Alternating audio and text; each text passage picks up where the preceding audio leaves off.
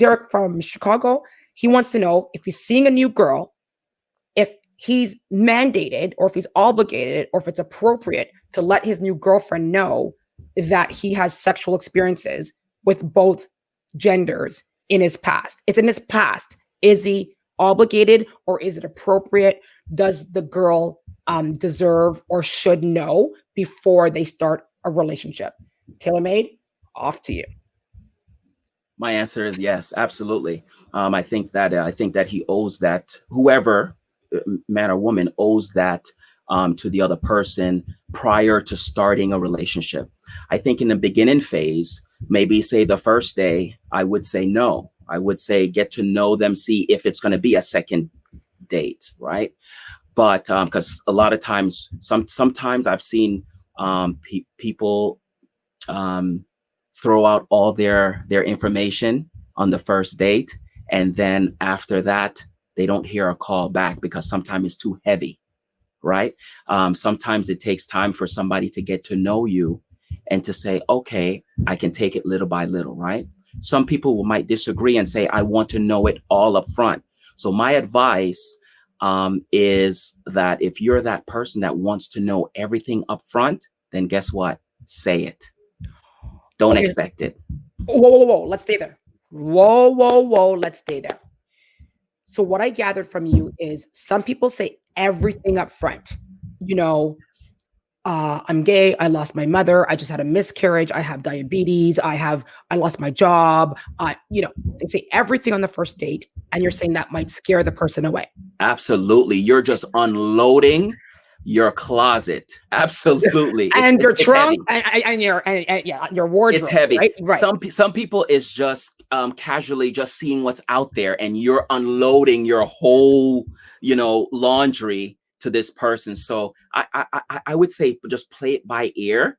That person opens up, you open up. That person open up, you open up. Unless that person say, look, let's put everything on the table. Okay, so I think that some people may want to put everything out there because they want to say, hey, this is me. I need you to know up front, because if we're going to do this together, I need you to know who I am at the core. Absolutely. Right? And there's nothing wrong with that. There's nothing wrong with that. But you got to understand that the other person have to be on the same page, right? Because this is two people in this. You're both dancing. This is not a one-way street. So you might want to unload everything up front, but the other person might not, right? And you can't be upset that the other person don't, because guess what? It's the first date. Now, if we're talking a relationship, we're talking before entering into a relationship, absolutely. Entering into a relationship, everything got to be on the table. Okay. Everything, right. So Derek should say, hey, I am attracted or had sexual experiences with men and women in my past. Do you still want to proceed? Now, what about that where we don't need to talk about the past? What I've done in the past shouldn't affect what my future relationship. It's my past. What about that saying what happens in the past stays in the past? Does that apply here? No? Well, it depends, right? Because there's some people that take some things to their graves, right? And who am I to tell them to release those information that you want to take to your grave, right? But you have to really, really sit down and think. If it's somebody that I really love and I really want to spend the rest of my life with, can these things that I withhold that I'm going to take to my grave can ever resurface? And if it resurfaces, would it be detrimental to my relationship or to my marriage? Oh, I like that. Okay, so basically that's how you can assess if you should say it or not. Because Fumo says it depends what happened in the past. So let's go with that. Is it depending on what you did is when you should say something? Like, how do you? Well, here's the thing. Who determines that? Right. Who determines what happened? You see what I'm saying? Because I can say, hey, I stole a pen back in the day. And you can say, oh, that's nothing, right? But I felt I had to tell you that, right? So now I just put in your mind that I'm a thief. Guys, hide your pens. Hide your pens. Everybody hide your pens, right? Right. So it all depends. It all depends. I think that a conversation has happen in the beginning when it comes to certain things like maybe children, ever been married. Like these are important things that I feel that should be shared up front, right? But like I said, if it's just in the early stage, maybe not, because like I said, you're unloading everything on this person that might just be seeing their options, right? And so Mhm. if they're just seeing their options, you might not want to tell them, hey, I messed around back in the day. I was just experimenting, because maybe it's not going to last tomorrow. Right. So Mm. why go through that? Why be transparent and be vulnerable to a person that you know tomorrow is not going to happen? Right. But Mm. if you truly believe that you love this person and you want to indulge into a relationship, a committed relationship, my suggestion to you is that yes, that conversation has to happen, because if it comes out later on, you're going to have problems. And I wanted to go there for a second because what if the person doesn't say in the beginning, saying, you know what? I was trying to get to know you. I didn't want to say all this stuff up front. I was just trying to take things slow. As Natalie said, it's good to go with the flow. And True. then it comes up, and the person says, why didn't you tell me? You have me with you for 3 months now. I didn't know that you did this. So the person was trying to hold it in to not say anything up front. But then when they get caught about it, why didn't you say? So, I mean, is it a catch 22? It is a catch 22. I don't think that there's any right way of doing this, because if you say it too early, there's a chance you lose the person. If you say it too late, there is a chance that you lose the person, right? So in a situation like this, and one thing about relationships and love that is very unique is that there's no right or wrong. We have a lot of experts and a lot of coaches and stuff, but at the end of the day, you cannot force somebody's heart to do anything.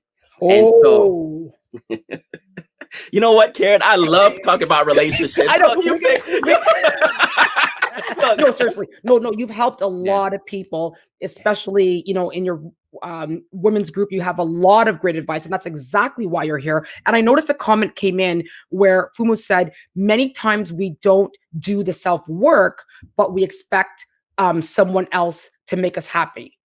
We don't do the work, but we expect someone else to make us happy. that is true. And sometimes we're not over that, right? And so going into a relationship, there's a lot of people that maybe like the same sex and came out, right, and they're free, and they're like, look, this is who I am. If you don't accept me, oh well, right? And there's and they live that life, and guess what? Whether people accept them or not, they're happy, they're continue. But there's some people that is embarrassed. I'm embarrassed that I Mhm. did this in my past, right? And so now I have to find people that I'm vulnerable, that I mean I give a vulnerable state to. And the thing is, would they accept me or not? Right. And it's hard. It's really hard. But like I said, if you're going into a relationship with somebody, you owe it to that person to divulge those things. um if it's perfect example, this question always comes up in relationships, right?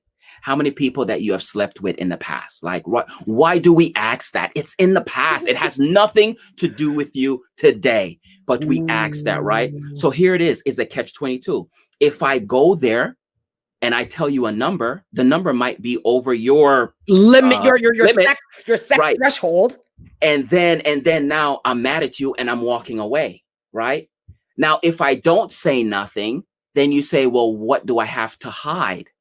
It's one of those dancing with the it's like you're playing tango, right? Right. But at the end of the day, it comes to having a conversation with that person and kind of feeling that person out, just like Susan said, going with the flow, right? It's like you're feeling that person out, right? Because like I said, if you divulge everything, it's unloading. You're unloading on this person, and they're not ready for all that. You ever heard that conversation? Look, I'm not ready for Ready for all all of that. that. I am gone, right? This is too much for me. This is too much drama. There's some people that's entering into a relationship that have gotten over a lot of things, right? So they're free. So they're going into this relationship free, and they want a refreshing person, right? And then when you unload all that baggage, it's almost, you ever seen, oh my goodness, you ever gone to the airport and seen people with 20 luggages? And they don't match. You're funny. And they're about to come to your car. It's the same concept of unloading everything one time, right? But if you see somebody with one bag and say, oh, here's one bag, okay, cool, one bag. Or I have another one that's coming, okay, another one, okay, I have another one that's coming. It's like you're laying it on them easy, right? But still, it's still no commitment. But once that conversation is the commitment, then you need to say, hey, let me just tell you this. Now, you're right. They're going to say sometimes, why didn't you tell me in the beginning? Because I wasted my time, right? That's just something you have to own. Oh, that's just something you have to own. Yeah. Can you say that Because you again? can say, Say it again. yeah, That's something you have to own. yeah, something you have to own. And that's the thing. Whether people accept you or reject you, you have to own it. You have to own it, because you can't force somebody to accept you. We want to be accepted, but we can't. You think that, if you know how many times I've been rejected? I've been rejected so many times. I'm numb to it now. Oh. Who would reject Taylor made speech? Hey, a lot. Okay. Well, they're begging back But for you now, right? but the thing is that you just have to own it. You have to own it. You have to know your worth. You have to know who you are, and you have to be free. And that's the thing. When you release those information to the people and they walk away from you, or they say, you should have told me earlier, you just stay in a calm state. You stay in a calm state and you let them know, look, this is the reason why I didn't say it sooner, but I respected you instead of entering into a relationship with you to divulge this information to you, so you have the ability to make the decision. Mm. Right? Because here's the thing, people want the option to make the decision. A lot of times you hear women say, I wasn't given the option. I wasn't given the choice to make a The choice. choice. I wasn't given a choice. I wasn't given an option to say, hey, I don't want this, or I do want this. A lot of times, if you are upfront and you say, right, there's a lot of women that would take a man that's been with another man in the past. I've seen it. I've heard it. Yep. And they'll say, you look, know what? it was an At least I experience. have a man. At least I have a man now. Like, I Yep. don't care. Right. Look, he experimented. Kids experiment all the time. He experimented. He was going through something, and now we're living happily ever after. So it's just all about being honest with each other before entering into any commitment. And I've always said this, and this goes for a relationship, this goes for business, this goes for anything that you do. You have to lay the ground rules, and you have to put everything out there on the table, so there's no confusion going down the path. I love that. Always put down the ground rules. And you know what I Yes. love about you so much is you always bring so much value to the forefront. All the times you've been on my show, I think this is your 13th time being on the Karen Carrington show.